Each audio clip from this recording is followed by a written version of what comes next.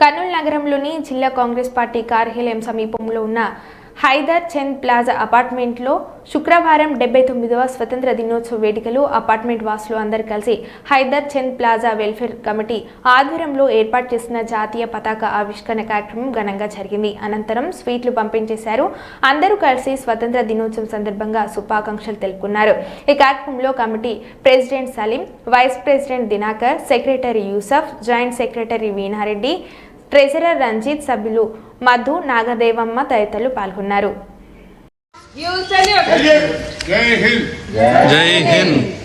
Life లో కూడా త్యాగం చేసి చాలా కష్టాలకు ఎదురొడ్డి మన స్వాతంత్రాన్ని సంపాదించి ఈరోజు మనం ఇంత స్వేచ్ఛగా మనం బతుకుతున్నామంటే కారణం వాళ్ళు చేసిన త్యాగమే.